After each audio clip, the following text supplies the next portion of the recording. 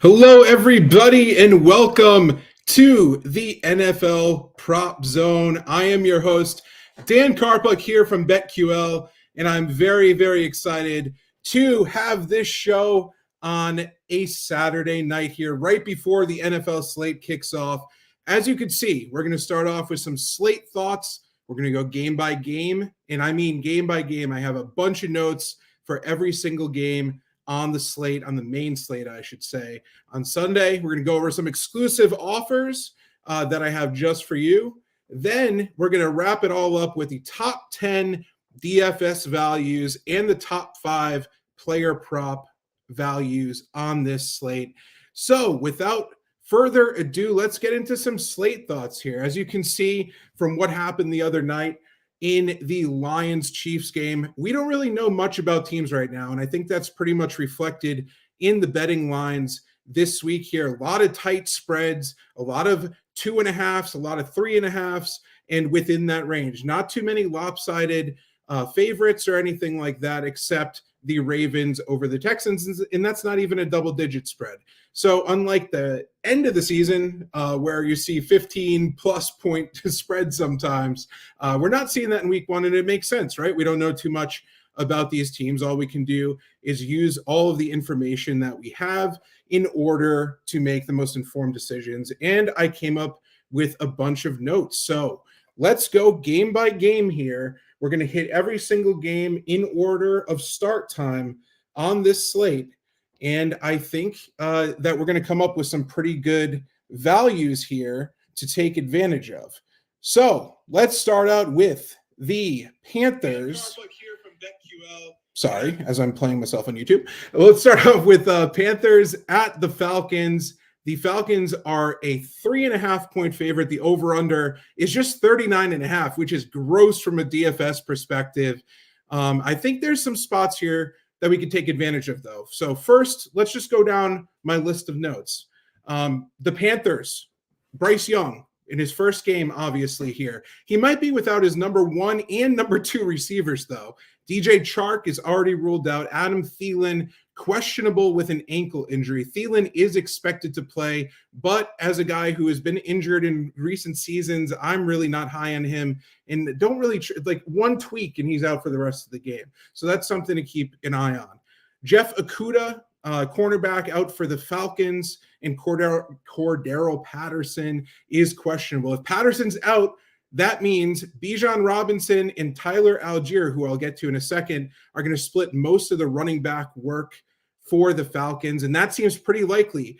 I just saw preseason darling Godwin Igwebuike was just signed to the 53-man roster tonight, so that signals that Patterson is most likely going to be out. So see a major workload coming for both Bijan Robinson and Tyler Algier. Atlanta rushed the ball 55.29% of the time last season. That was the second most in the entire NFL. Algier is someone who's kind of slipping under the radar a little bit here. Yes, obviously Bijan Robinson was picked pretty high in the draft for a running back, and he's going to be featured here. But don't sleep on Algier. I kind of like him to be a little bit sneaky here. He rushed for 1,035 yards last season, despite seeing an NFL high 8+ defenders in the box 40% of the time. He managed 134 yards over expected, and you could get him to score a touchdown at plus 320 at DraftKings right now. I think that's pretty solid value.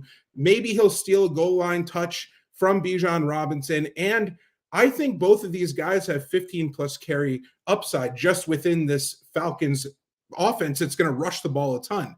Bijan Robinson on DraftKings DFS is 8,000. That's a little hefty for me. Algier, 5,400. As I'll get to in a few minutes, Algier and Bijan Robinson, we probably don't need to get to them because there's just so much value and so much top-end talent elsewhere.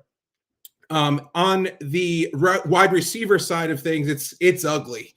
The Panthers did allow the 4th most fantasy points to opposing wide receivers last season, so we can't really ignore them too much. Drake London at 5,400 on DraftKings. Mac Hollins, who I kind of prefer more than Drake London just because of the ownership and price tag here, at 3,900. He is someone to look at, but overall, there's just too much value elsewhere, like I just mentioned. I'd rather roster someone else.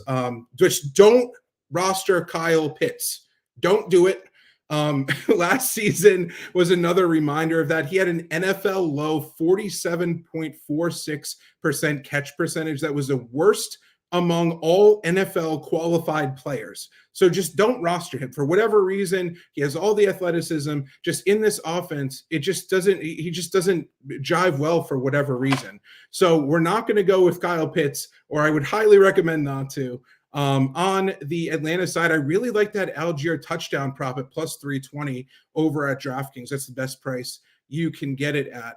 On the Falcons side of things, Miles Sanders at 5,600 on DraftKings DFS. I have a lot of interest in this. I also have a lot of interest in over 55.5 rushing yards and over 10.5 receiving yards. So you could get those at -110 at PointsBet and -115 at DraftKings. Those are the best prices on Miles Sanders. I just think we're going to see a run-heavy game script here by the Panthers as well. Like I mentioned, those two top receivers, well, at least the one top receiver, Chark, is out. Thielen's going to be limited. So Sanders, I think, is going to get a ton of work, and I think he has receiving upside in this game as well here. So pretty high on Miles Sanders as one of our options for week one. Bryce Young and Desmond Ridder, 5,500, 4,900. If you need a cheap quarterback, you can go there. I'm not interested in either of them. I just think this is going to be run heavy. Hayden Hurst, however, someone I have to mention here. It's a revenge game for Hayden Hurst. He could be the most targeted Panthers player in this entire week one game here, which is pretty crazy. You could get him to score a touchdown at +450 at BetMGM, which is, I think, pretty solid value here. Who knows? He could definitely fall into the end zone once. Another guy just I need to mention is Jonathan Mingo. He's a young guy, rookie, 3,200 on DraftKings. I'm probably not going to get there just because we're going to get to other options in a second. But Hurst at 3,000, I think has the most value of any DFS player in this game. I like over 2.5 receptions. You could get that at +100 over at DraftKings and over 21.5 receiving yards as well at -115 at DraftKings. So if I'm going anywhere in this game, I'm going to go to Hayden Hurst, which is definitely not how I expected to start off this stream. I'm going to be honest there. Touting Hayden Hurst is not where I thought I was going to go. I do like that Algier touchdown as well, like I mentioned. Next up on the list is 49ers at Steelers. This game has a 41.5 point total, and the 49ers are 2.5 point favorites right now. George Kittle has a groin injury. He's questionable. I expect him to play after looking at some recent reports and watching some practice highlights of him recently. I think he's fine. I do expect this to be a very defensive-oriented game, so I don't like this at all from a DFS perspective. The Steelers forced 20 interceptions last season. That was the most in the NFL. The 49ers forced 19 interceptions last season. That was tied for second most in the NFL. The 49ers allowed the least amount of fantasy points to opposing running backs last season. That's very bad news for Najee Harris and company. The 49ers also have one of the best defensive lines in football, the best linebacking core in football, in my opinion. And the Steelers also have an amazing front seven led by TJ Watt. So I really think this is going to be a low scoring game. I'd probably take the under on 41.5 if we're talking about betting the full game here, but that's not what we're doing on the NFL prop zone, of course. I'm going to say no to any Brock Purdy. I'm not going to bet under just because he's priced down quite a bit, but I'm not going to Brock Purdy. I'm not even going to Christian McCaffrey. I don't blame you if you do in DFS just because of his floor as a pass catcher and a runner. But they might ease him into things as well based on his injury pass. I'm just going to say no on his high price tag there. Deebo Samuel, Brandon Ayuk, George Kittle, if he plays, I don't like any of these guys.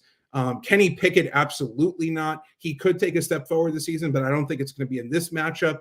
The Steelers only had 12 passing touchdowns last season. That was the lowest mark in the entire NFL.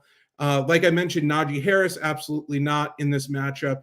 Deontay Johnson, I'm high on for some season-long stuff in terms of receptions. George Pickens had some crazy highlights in preseason and in some practices. And Pete Freiermuth, I'm not going to go there.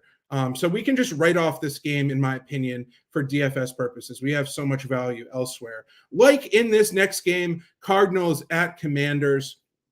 Now, this is one of my favorite games from a DFS perspective. The Commanders are a 7-point favorite. The over-under is just at 38, but I think we're going to see some pretty solid scoring, and we could potentially see some scoring from both sides in this one here. I do have to mention some injuries right off the bat. Marquise Brown, the wide receiver, and Zach Ertz, the tight end, are questionable for the Cardinals, while Kyler Murray, of course, is out. Terry McLaurin, who was hobbled a little bit in the last couple of weeks with a toe injury, is questionable, but he will play according to some recent reports that I saw here. And despite the fact that he was signed at the end of the preseason and lost out on the backup quarterback job in Cleveland, somehow Josh Dobbs is going to start over rookie Clayton Tune for the Cardinals in this matchup. I was getting ready for Clayton Tune at 4K, which was quite amazing to see a potential starting quarterback at 4K on DraftKings, but we're not going to get that, unfortunately. The Cardinals allowed 29 passing touchdowns last season. That was tied for the second most in the NFL. So obviously, we want to focus on some Commanders here.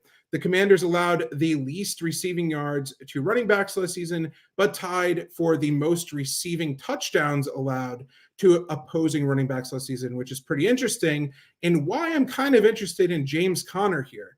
Conner without Kyler Murray last season. This is one of my, I guess you can call it, hot takes of the week here, is I think James Conner is actually going to have a good week. Here's what he did without Kyler Murray last season. 15 carries for 85 yards and a touchdown rushing. And in that same game, 6 catches for 29 yards receiving. That's pretty solid. The next game, 16 carries for 63 yards and a touchdown rushing. 3 catches for 28 yards receiving. The next game, 15 carries for 79 yards and a touchdown rushing, 7 catches for 41 yards receiving. And then in the final and fourth game that he played without Kyler Murray, 16 carries for 79 yards rushing and 3 catches for 31 yards receiving. And in that last game, he also left early with an injury. So 4 pretty solid outings there from a DFS perspective. I'll take that any time, honestly. The Cardinals, we can go into some reasons why you have to like the Commanders this week as well. The Cardinals might have the worst defensive line in the NFL. They lost 3 starters from last season, and they were bad then. The Cardinals also allowed the second most receiving yards to running backs last season and the 4th most fantasy points to running backs last season. I would like a running back here if it wasn't going to be a committee. It is going to be a committee between Antonio Gibson and Brian Robinson Jr. Gibson, of course, traditionally has had some more receiving upside. However, Brian Robinson Jr., I think, is going to see more snaps. I don't like the situation right now, even though Eric Bieniemy is the new Commanders OC. So I'm probably going to stay away from the running game. I do really love the passing game, though, for the Commanders in this spot. So particularly Logan Thomas, the tight end, over 20 and a half receiving yards. I got this at BetMGM at -110 and to score a touchdown at +400 at BetMGM. Remember, Thomas is a former quarterback, and guess who he started his career with? He started his career with these Arizona Cardinals. I saw a couple highlights of some trickery of him passing the football in practice and in joint practices here. I think there's a little bit of a narrative here that would be kind of cool for Thomas to do something either with his legs or with his arm even in this one. But I do think he's fully healthy. He's 3,200 on DraftKings DFS, and he's someone who's definitely in play. I do have to mention that McLaurin, like I mentioned above, actually, so I don't have to mention it again, but I will, dealing with a toe injury. He's out of play for me just for that reason. Jahan Dotson, we saw step up majorly last year. I think he can step up again in this matchup if McLaurin is limited. The Cardinals were tied for the most penalized offensive line last season. So I also like this Commanders defense quite a bit here, even though Chase Young is not going to play. So if you're looking for a cheap defense at 2,800 on DraftKings, I think this is a pretty solid one. It's going to be chalky though, so I might not get there on too many. But against Josh Dobbs, like I mentioned, it's going to be hard not to like them quite a bit. Marquise Brown, Rondale Moore, Greg Dortch, these are all speedsters. If they get some separation, I could see a lot of these kind of short slants, those type of little routes in the middle of the field, and who knows, one of them can break a long run. I mean, Greg Dortch last season, he's 3,500 on DraftKings. He had an 81.25% catch percentage last season. That was second best among qualified NFL starters at any position last year. So if there's someone there, I think he could be the guy. But overall, I got to mention also Sam Howell on the Commanders side. I know my notes are a little bit out of order there for a second. I think he's a solid value QB option, but again, he is going to be pretty chalky, I think, just because this Cardinals team is going to be terrible.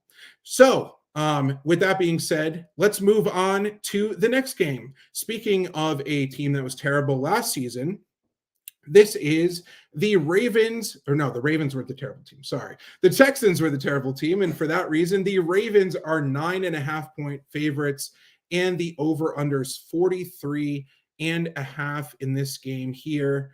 So, Mark Andrews, the biggest news here that we need to pay attention to. Mark Andrews is not going to play in this game, which means Isaiah Likely instantly becomes someone we need to roster in DFS, even though he's going to be chalky, and we need to pay attention to for player props when they come out. They're not out at this moment, but tomorrow before kickoff, definitely pay attention to that. I do have to mention also Marlon Humphrey, the cornerback, is out with a foot injury for the Ravens as well.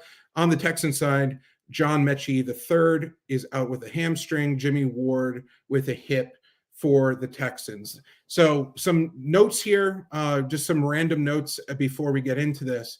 The Texans defense last year only allowed 15 passing touchdowns, which is really interesting. I know they're a whole new look team, but in only 7 passing touchdowns to opposing wide receivers, which was the lowest in the NFL. But the reason for that was because they were an absolute atrocity against the run. So their defense allowed the most fantasy points per game to opposing running backs and the most rushing touchdowns to opposing running backs last season, which was 22.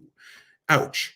However, speaking of, first of all, we're not going to roster or back any Texans until they prove otherwise. I'm more concerned here with the Ravens side of things, but unlike a lot of others in this space, I am really, really having a hard time figuring out who in this offense to target outside of Lamar Jackson. And Lamar Jackson is priced up at 8,000 on DraftKings DFS. So it's going to, I guess you can get there just because of so much value and what he could do as a runner. But I really wish this team had an RB1, and I just don't trust that they do, unfortunately. We have J.K. Dobbins. He's part of a committee with Gus Edwards and Justice Hill. Who knows which one of those guys will score a touchdown? I guess Dobbins is the best choice. He's going to be the starter. But, of course, Lamar Jackson could just rush into himself, and all 3 of those guys could be duds for the game.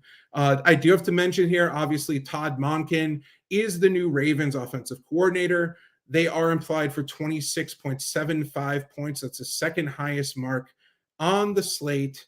Rashad Bateman, Odell Beckham Jr., Zay Flowers, and Isaiah Likely here are all solid targets in the passing game for Lamar Jackson. But that all just makes it more confusing to me rather than make it easier, unfortunately. So there's just a lot of guys, and I think a lot of these guys are going to eat in this specific matchup, rather than having the volume concentrated towards 1 or 2 guys like we can see in other situations. Like I mentioned, on DraftKings at 3,000, he's going to be very highly owned. He might be the highest owned player on the slate, and rightfully so. He crushes when Andrews is out.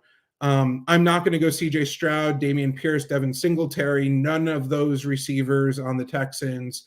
However, I do have to mention that no team last season allowed more red zone targets to wide receivers than the Ravens last season. So pretty surprising there. If you want to take a shot on Woods, Robert Woods, Nico Collins, Tank Dell, Dalton Schultz, I mean, he's a tight end, but I guess he's going to be targeted. I don't trust any of them whatsoever. And I do have to mention here before we move on that this Ravens defense, led by Roquan Smith, Patrick Queen, could be really deadly, but they're priced up at 4,000, and I just don't want to pay 4,000 on DraftKings DFS for a defense. However, I have to mention that the Texans did allow 7 defensive touchdowns last season. That obviously wasn't with CJ Stroud, but they were pretty bad. Overall, I think the prices are really fair across the industry in DFS and betting landscapes for this Ravens team. And for that reason, shockingly, I am going to just stay away from them entirely on this slate. I just think there's a lot to like elsewhere. And one of those places to like elsewhere is the Buccaneers at the Vikings. I expect this game to go over the 45.5 point total. The Vikings are 5-point favorites at home here. I like this game a lot because both of these teams pass the ball a lot. Last season, the Buccaneers rushed the ball only 32.12% of the time. That was the lowest mark in the NFL. The Vikings rushed the ball 35.62% of the time. That was the third lowest mark in the NFL. So lots of passing is going to happen in this game, in my opinion, even though it's going to be Kirk Cousins versus Baker Mayfield. And yes, that Baker Mayfield, I think, is going to have some success in this matchup against a Vikings secondary that allowed the second most fantasy points to opposing wide receivers last season. So first, let's get into Kirk Cousins. Kirk Cousins, I think, is going to be one of the more solid options this week. Over 257.5 passing yards over at Prize Picks, I think is really solid for him. 6,300 on DraftKings DFS. And to pair with him, don't go Alexander Madison in this matchup. The run defense of the Buccaneers is year over year one of the best. However, Justin Jefferson, how can you go wrong with Justin Jefferson? 8,800. Jordan Addison, 5,100. A little bit more of a steep price tag than other rookies on the slate, but maybe more upside than all of them. He's taking over for Adam Thielen, who played over 1,000 snaps, had 107 targets last year. And then TJ Hawkinson, 5,900, another solid target. I don't love the price tag at 5,900 on DraftKings DFS, but I do like his over 45.5 receiving yards. That's minus 128 at Caesars, and over 4.5 receptions. That's minus 113 over at FanDuel. I have to mention also for Hawkinson, Tampa used too high safety coverages on 45% of the plays outside of the red zone per True Media and Sharp Football Analysis. That basically leaves more room in the middle of the field for tight ends. So Hawkinson hit the over on his receptions prop in 7 out of his 9 games with Minnesota last year. He played 10 games, but there was no line for the Vikings Week 18 contest. So 7 out of 9 times he hit his receptions prop. I kind of like that consistency as a prop better, so I do have to mention that.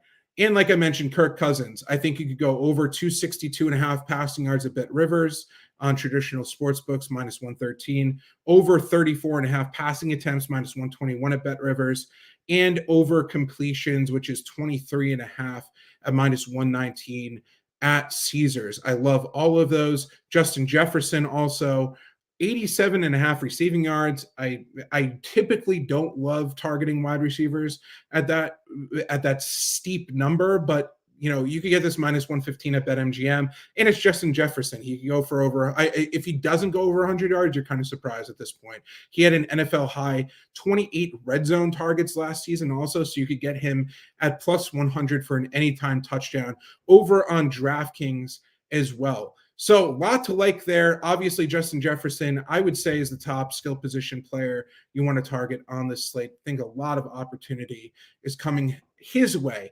However, I have to also mention the other side here. Baker Mayfield, I'm not going to do anything with him in DFS, but I do like some of the guys that are going to catch passes from him, most notably Chris Godwin.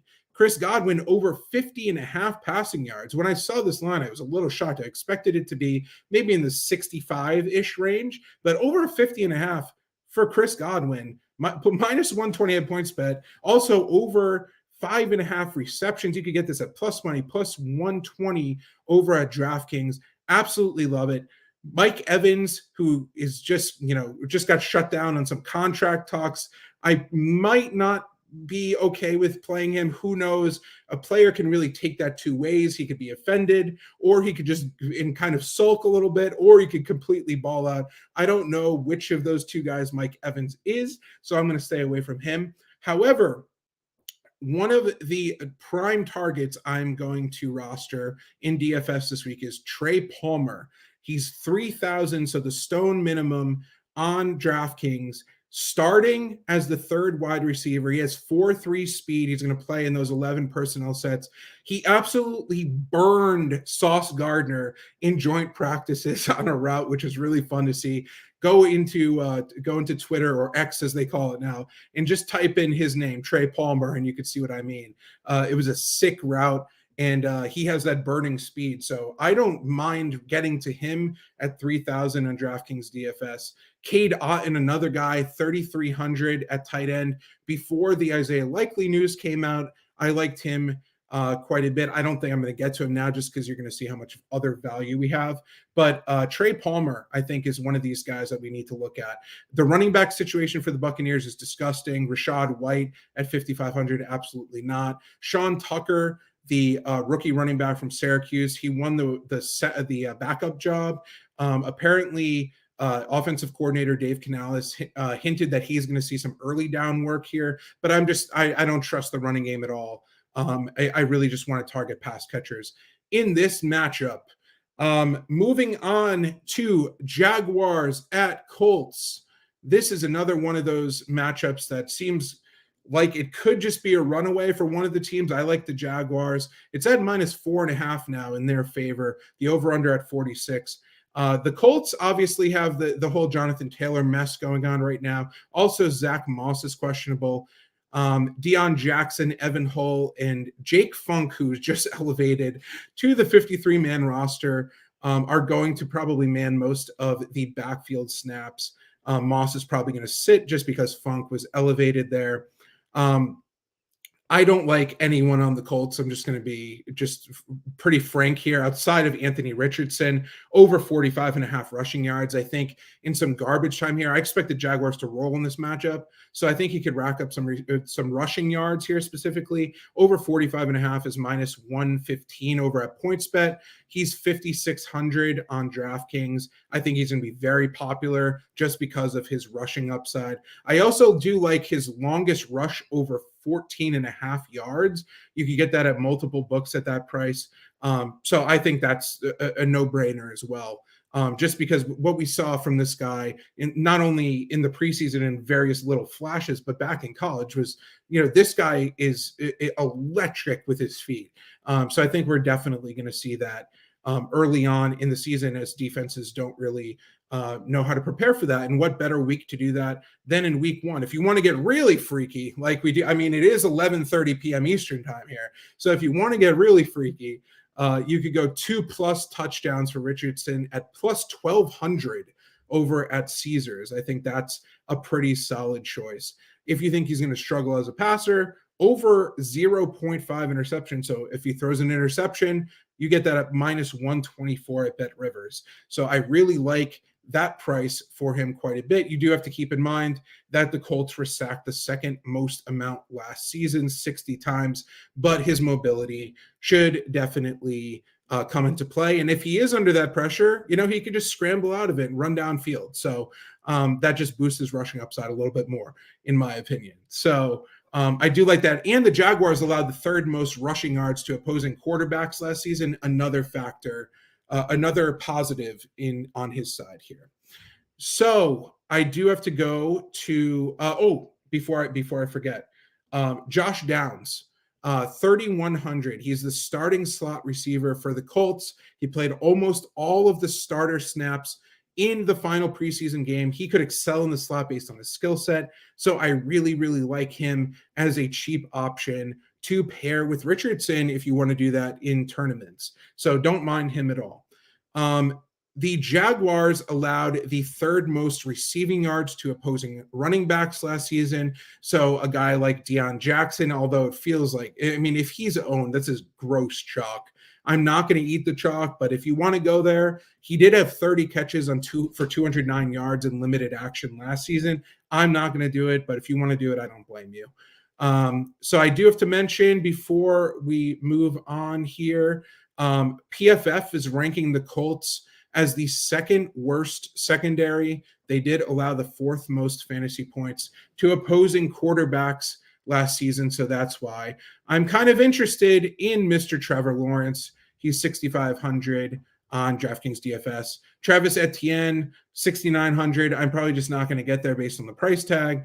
I do love Calvin Ridley. He's 6,500. This is, of course, a revenge game for him after he was forced to sit out all of last season. He's going to face guys like Juju Brents and some undrafted free agents that I never heard of. I never heard of Juju Brents either, but apparently he's a rookie. So I think he's going to cook those guys. Over 60.5 receiving yards, minus 120 at PointsBet. Longest reception over 22.5 yards. That's minus 108 over at FanDuel. I think those are awesome options in the player prop game for week 1 here. I do have to mention BetQL has hit 61.3% of ATS bets in Trevor Lawrence's start. So you definitely want to get yourself a BetQL subscription, which you can see right there. And I'm going to hit you up with a exclusive offer so you don't even have to pay those full prices in a second. So as we continue here, let's go to Bengals versus Browns. Cincinnati is a 2-point favorite. The over-under is 47.5. This is another one of those 1 o'clock games. Joe Burrow, now the highest paid NFL player after signing a massive extension. He's going to play in week 1 after getting injured in the offseason. However, the Browns allowed the least fantasy points to opposing quarterbacks last season and should also take a step forward under new defensive coordinator Jim Schwartz, who's one of these guys that I believe can actually make a difference. Deshaun Watson on the other end, another very rich quarterback, also not in a good spot. The Bengals allowed the second lowest amount of fantasy points to opposing quarterbacks last season. So that's a little bit surprising when you look at the skill position guys and you think this might be a solid fantasy game. I don't see it that way whatsoever. The Browns did allow the 5th most fantasy points to opposing running backs last season, though. So I have moderate interest in Joe Mixon, especially since Samaje Perine is now in Denver. Over 77.5 rushing plus receiving yards at minus 114 over at FanDuel. Makes sense there. The Bengals allowed the 2nd fewest fantasy points to opposing running backs last season, so I'm not touching Nick Chubb whatsoever, even though he's priced up everywhere. He should be moderately chalky in DFS since Kareem Hunt won't vulture carries from him anymore. I'm not interested in him whatsoever. I'm also not interested in Joe Burrow, Joe Mixon, Jamar Chase, T. Higgins, Tyler Boyd. None of these guys. Chase had duds in 2 of his 3 career matchups against the Browns. The most intriguing guy in this game to me is actually Amari Cooper. He's burned me quite a few times, so I probably won't get there. But 5,800 on DraftKings DFS. Over 55.5 receiving yards is minus 117 over at Bet Rivers.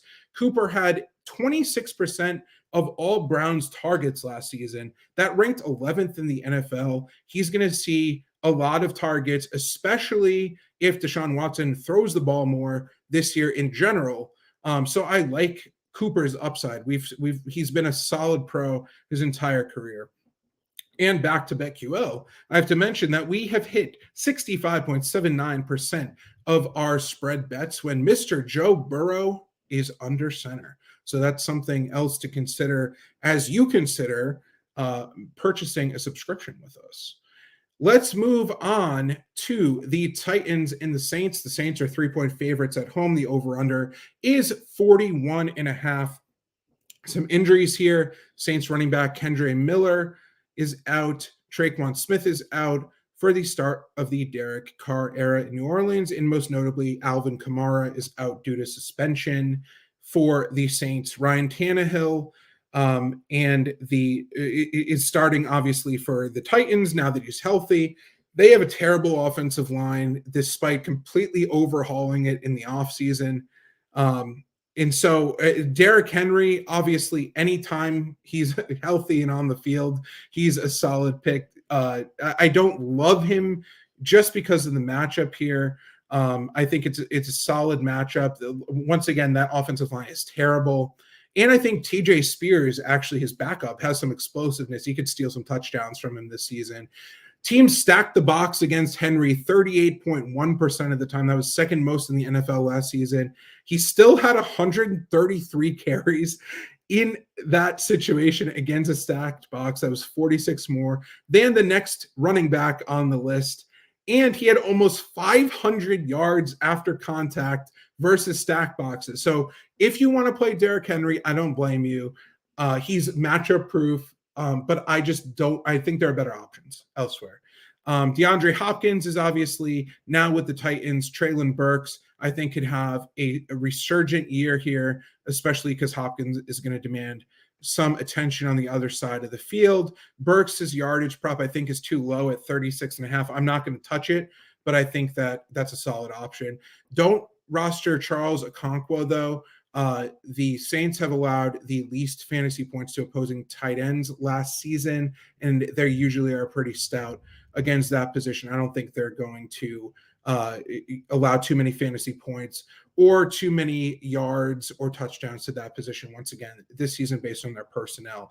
I do love Derek Carr going over 1.5 passing touchdowns for his new team.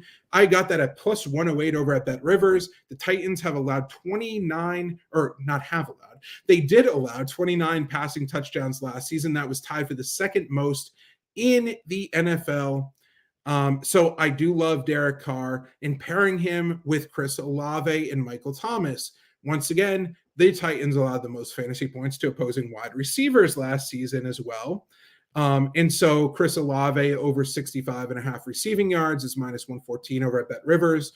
Over 24.5 longest reception. He is a deep field, downfield threat. So minus 115 over at DraftKings for that longest reception prop I really like. And Michael Thomas, he's back. He's healthy. Maybe it only lasts a couple weeks as usual, but when he's healthy, over 3.5 catches for Michael Thomas. I got this at minus 115 at BetMGM. I'm all over that one. I love that. Juwan Johnson is a guy that's been receiving buzz as well, the tight end. The Titans did allow the third most fantasy points to opposing tight ends last season, so he's in play as well. And I do have to mention, BetQL has hit 66.7% of Derek Carr over under bets and 61.5% of Ryan Tannehill involved spread bets. So once again, something to keep in mind as I reveal the promo code in a few minutes. The Rams versus the Seahawks as we continue to roll on, and leave some questions in the chat. Go into the BetQL app, leave some questions in that chat as well. So if you're on YouTube, if you're on Twitter, hit me up with some questions. I'm going to get to that at the end. Rams at Seahawks. So this is another fantasy relevant game here. The Seahawks are 5-point favorites at home, over under of 46. Cooper Kupp is out with his hamstring injury. That means Van Jefferson is a wide receiver 1. That's very, very bad for the Rams.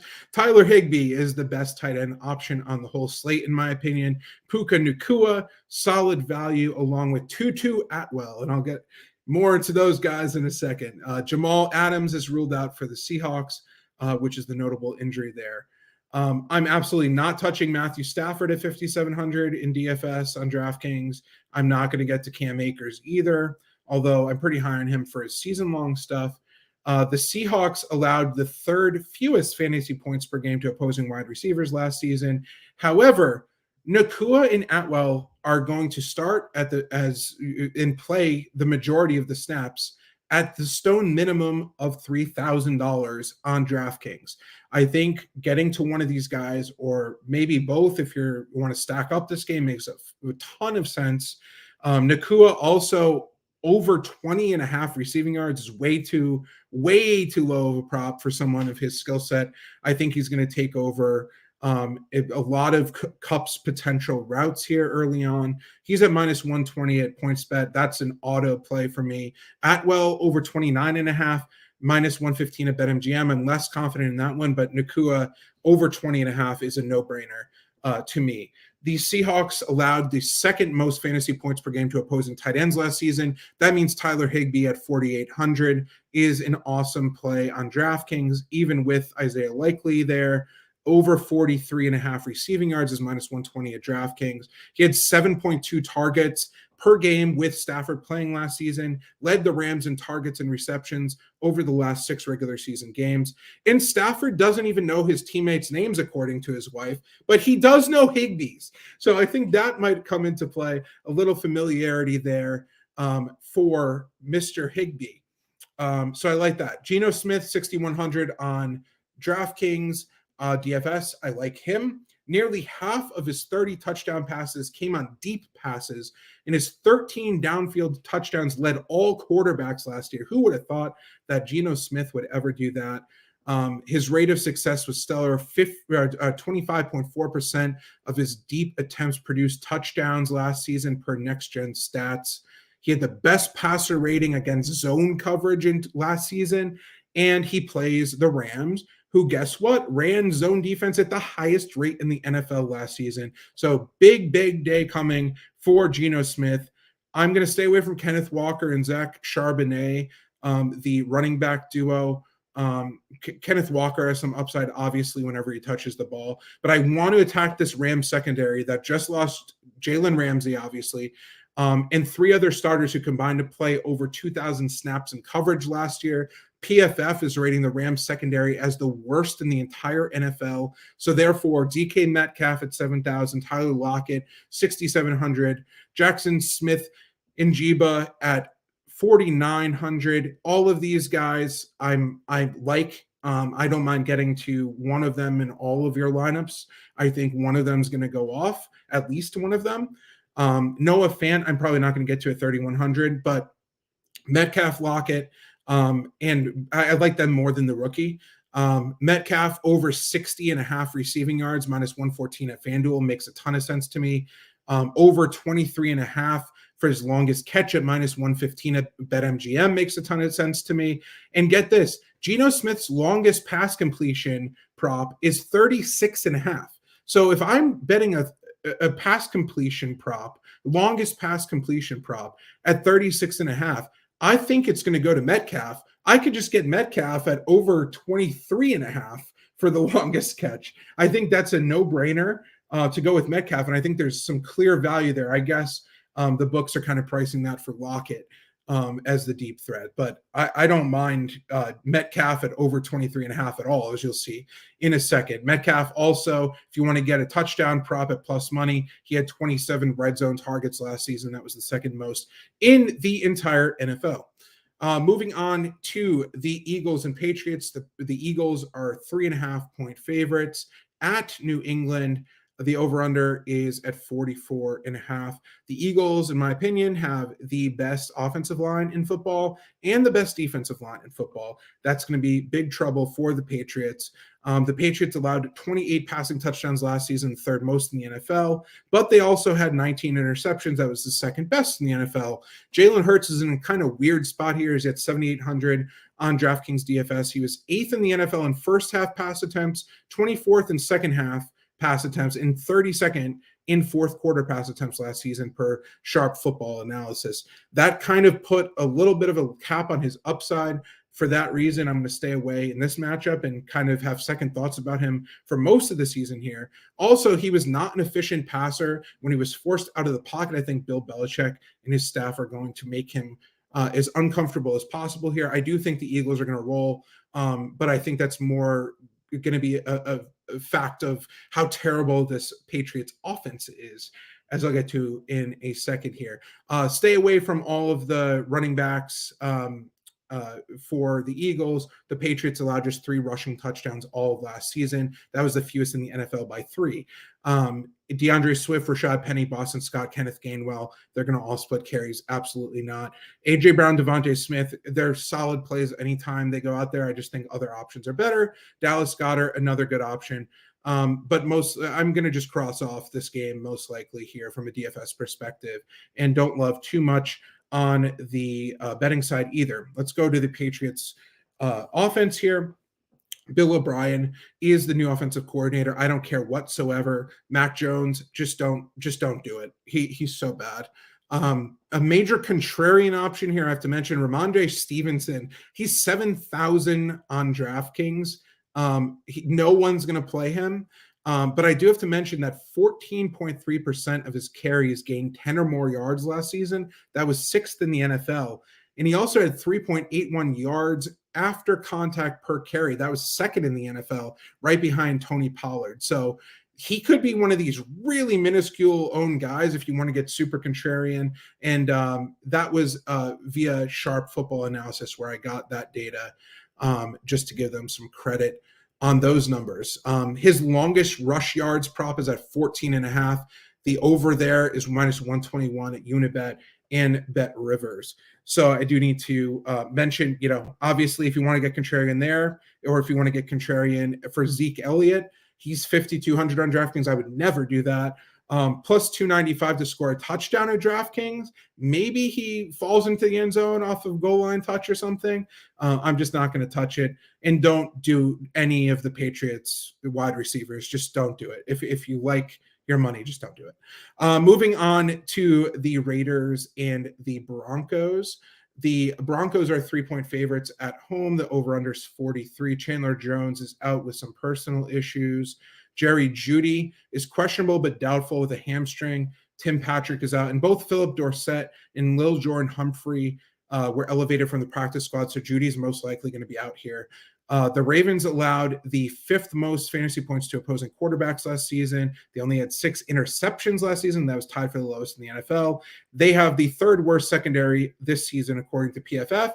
But I'm not going to get to Russell Wilson, and I don't think you should either. I don't care who his coach is. I think this guy is washed based on what I saw last season. His confidence is shot.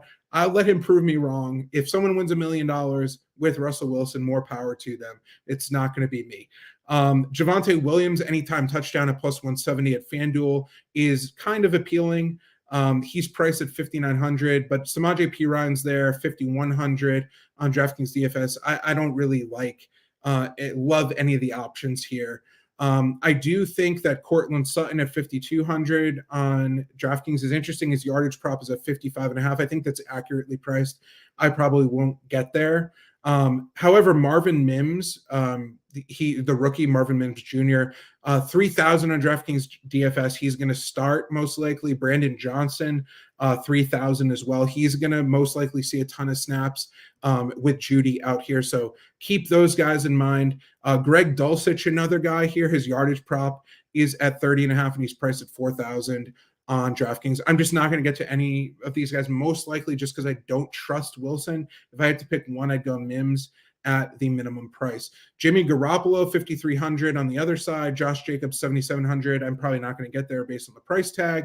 The Broncos allowed the fourth fewest fantasy points to opposing wide receivers last season, but I don't really care because Davante Adams is amazing. He's at 7,900. He led the NFL with 32.3% of his team targets last season and 41.77% of Raiders targeted air yards last season. So he's going to get a ton of looks once again in this game. I don't care if Jimmy G is under center. I don't care if he doesn't throw downfield as much.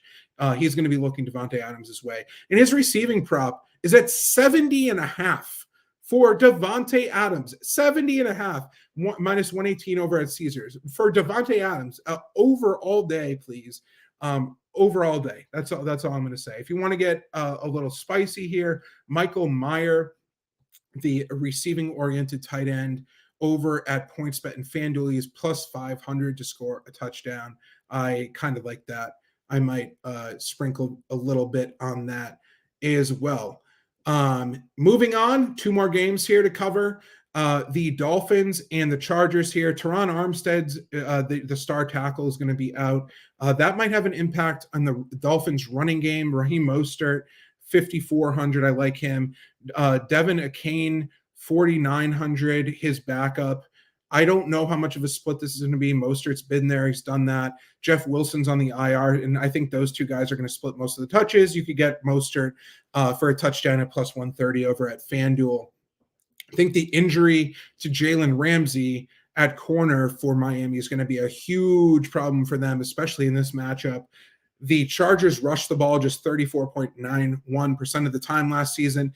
That was the second lowest in the NFL. And Kellen Moore's here. He's been a pass-heavy play caller in his time in the NFL. The Chargers has the most implied points, 27 on this slate. Vic Fangio is in with his complex zone schemes as a new defensive coordinator for the Dolphins.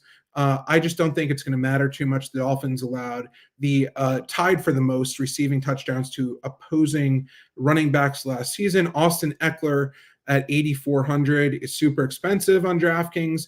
And he only has value on 2+ touchdowns in betting markets, which is pretty crazy. Over 85.5 rushing plus receiving yards is over at -115 over at PointsBet. I guess I would go over. It's just not something I'm going to target. I don't think there's a ton of value there. However, we've seen this guy absolutely dominate in the past at times. The Dolphins allowed the second most fantasy points to opposing quarterbacks last season and the second most rushing yards to opposing quarterbacks last season. That means Justin Herbert at 6,900 is a fantastic DFS play. He might have more upside than anyone else on the slate. He could throw for five touchdowns easily here. Keenan Allen, Mike Williams, Quentin Johnson, Josh Palmer, Gerald Everett. That's a really, really solid group of wide receivers and tight end and Gerald Everett to throw to. And via RotoQL, Keenan Allen is actually the highest graded player on the entire slate with an 80 grade, and then Gerald Everett is second at 78. So Eckler's the highest graded running back, Herbert third highest graded quarterback. So a team stack here makes a ton of sense. You could run it back with Tyreek Hill. The Dolphins had an NFL high 14 pass plays of 40+ yards last season. They are explosive. Tua, 6,700 on DraftKings DFS. He was first in average completed air yards at 8.5. No one else had over 7.4, ranked first among NFL starters in intended air yards, also at 8.6. Tyreek Hill, 8,200. Jalen Waddle, 7,100. Elite options here. Durham Smith, 2,800.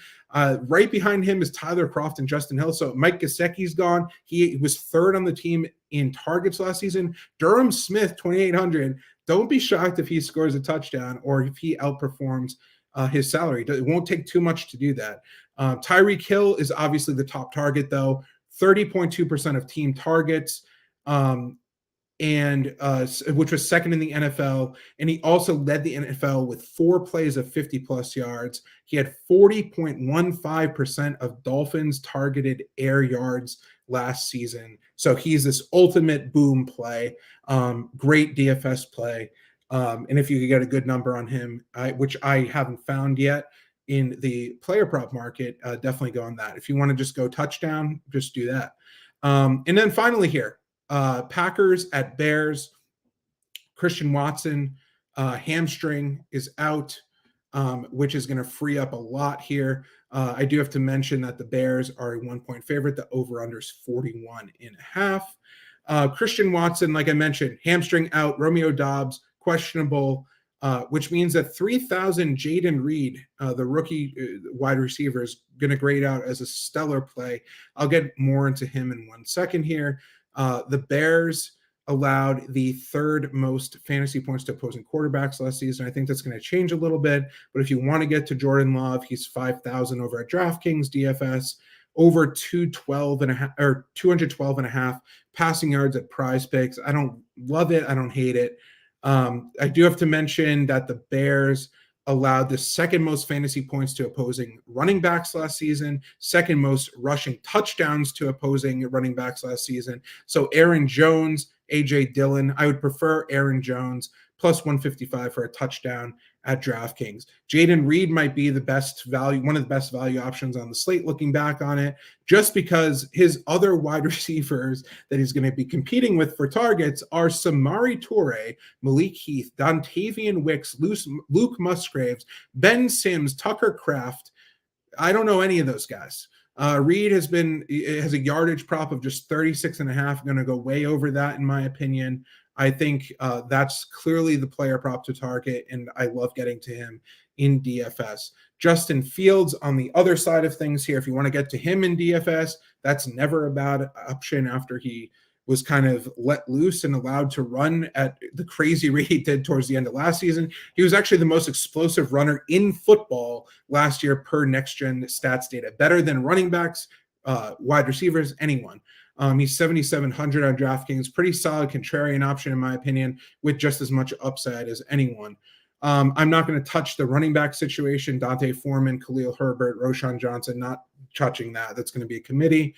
DJ Moore is kind of interesting at 6,100. Darnell Mooney, Chase Claypool, Cole Kmet, Robert Tonyan. I'm just not going to get there. I don't love any of those guys. But like I said with Jaden Reed, he's definitely who I want to get to here. Of course, I'm running a little bit behind, but that's okay. There's no hard outs or anything like that here. We're going to go to some exclusive offers that I have to mention. And I have these set up right in here. So if you go to BetQL.com or open the BetQL app right now and enter code PropZone, you could get 20% off any BetQL annual subscription. So any BetQL annual subscription, take 20% off of that. All you need to do is enter PropZone.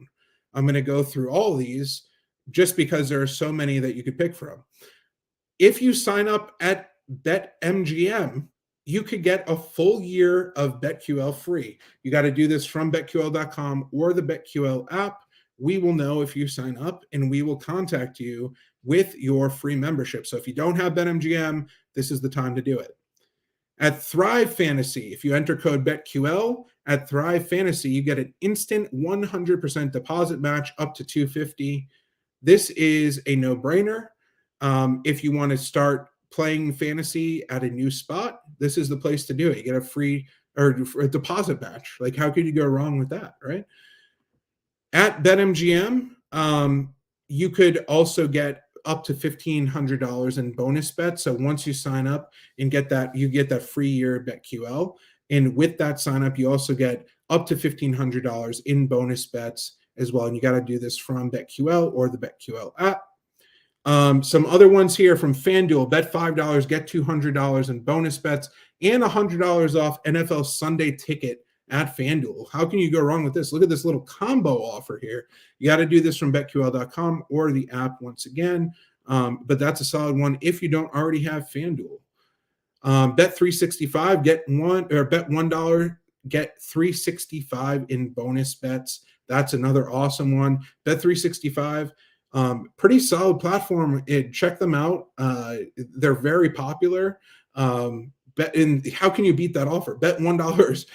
Bet $1. There's no S in dollars. It's just $1, and get $365 in bonus bets.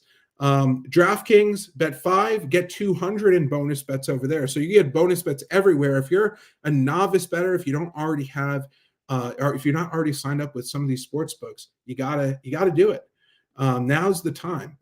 On Caesars, you can bet $50, get $250. Another bet get offer. I love it. At PointsBet, you can get a second chance bet anywhere from $10 to $500. Another solid one. And one of my favorites, bet $50 and get an official jersey free from Fanatics on PointsBet. So they will hook you up with a $150 credit to Fanatics if you bet $50, if you sign up and bet $50 after sign up. So that's another solid one. So you could do that today, right now, do that right now. And then for week 2, you could rock your favorite jersey. I love that one. Bet $25, get $100 in bonus bets from Unibet. Another one, bet this, get that. And it makes just a ton of sense.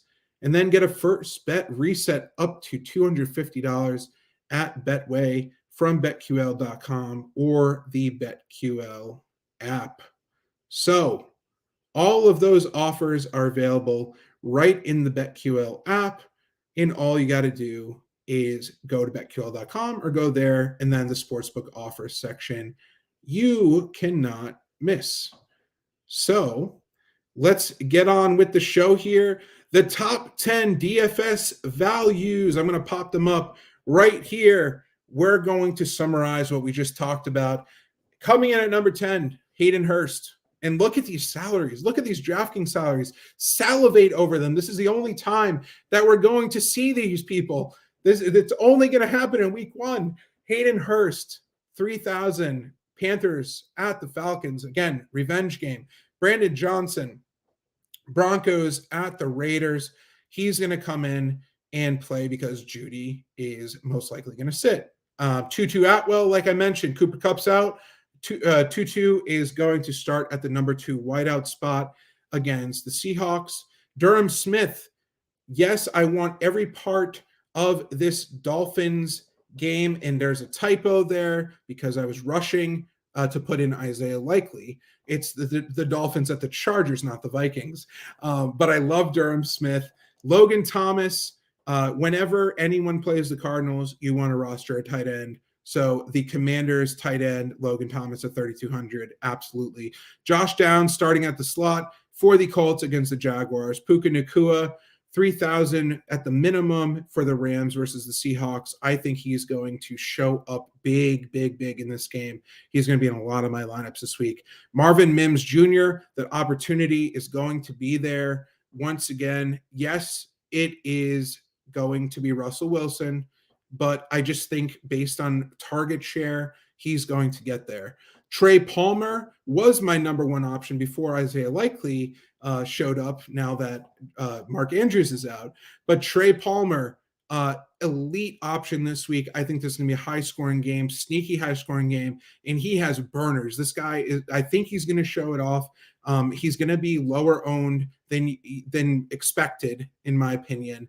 And Isaiah Likely here at 3,000, now filling in for Mark Andrews. He's going to be chalky, but this is good chalk, and I absolutely love it. So those are the top 10 DFS values of the week. I know I answered that question in the chat. Let me just make sure there's no more questions that came in the BetQL chat as we're going along here. Let's see, NFL. Okay. And to wrap up the show, the top 5 player prop options. This is what it all comes down to. The top 5 player props, starting at number 5.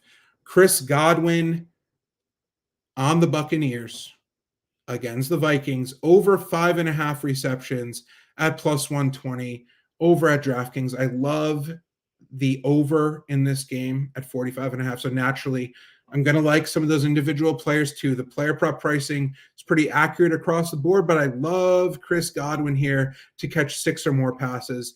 The Vikings allowed the second most fantasy points to opposing wide receivers last season. Even though they brought a new defensive coordinator, Brian Flores, Godwin's upside still going to be there. Flores is a very aggressive play caller and blitzer.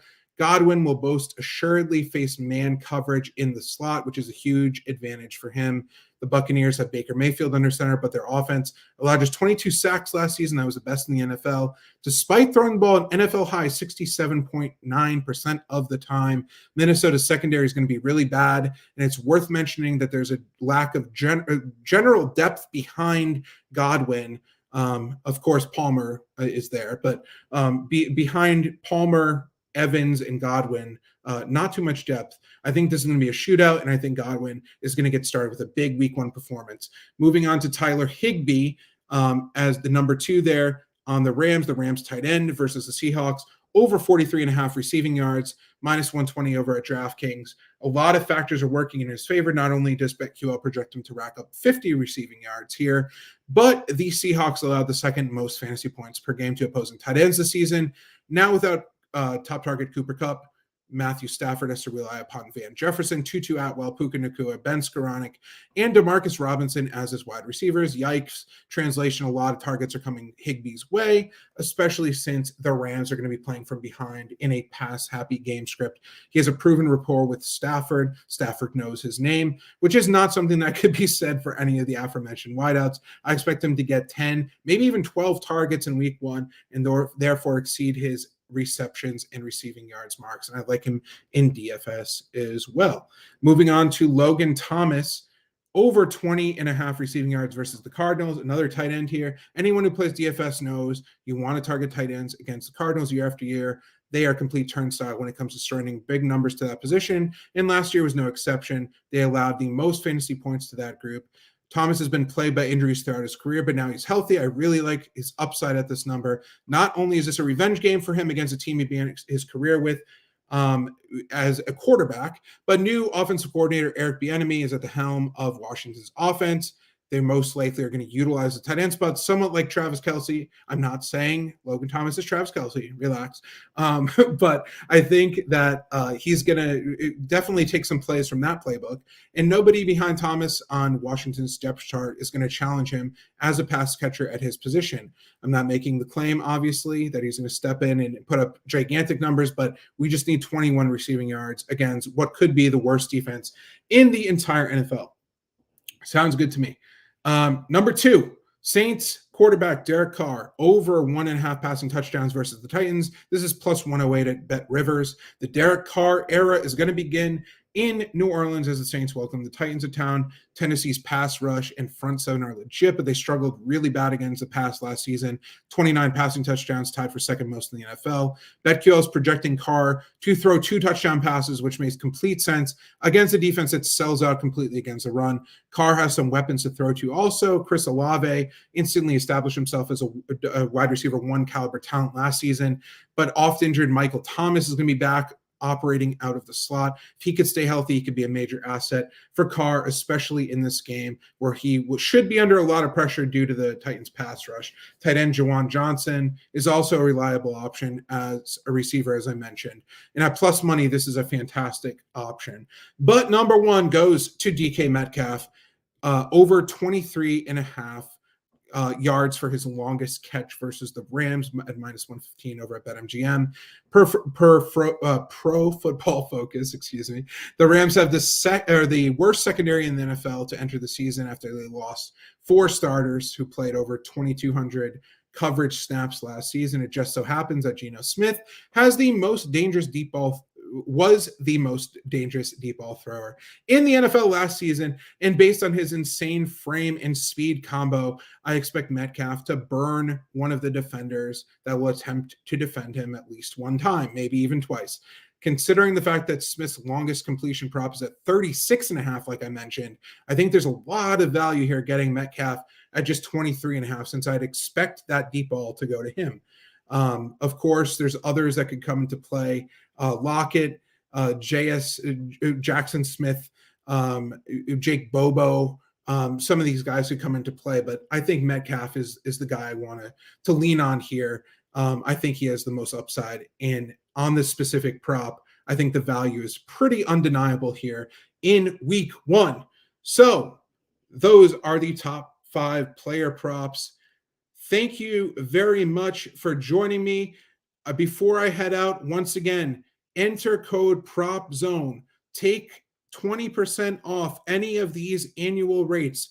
You could save so much money. It's literally, I think the math is like 22 cents per day if you want to get college football and NFL. Just unlock all the data for 22 cents a day. You can't really go wrong there at all. You could unlock certain things like this, trending bets over at BetQL. This is one of our new features. So as you could see, Panthers plus 3.5, 4 trends, including our model, are on them. I got to hide that. I can't give away too much, guys. But thank you very much for joining me here on the first episode. I know it went a little bit over. We're going to be a little bit more condensed next week, but looking to build off of this, and feel free to hit me up at Daniel Karpuc, DanielKarpuc on Twitter, or X, formerly known as Twitter, and let's talk some more props in the BetQL chats. Have a great night, everybody.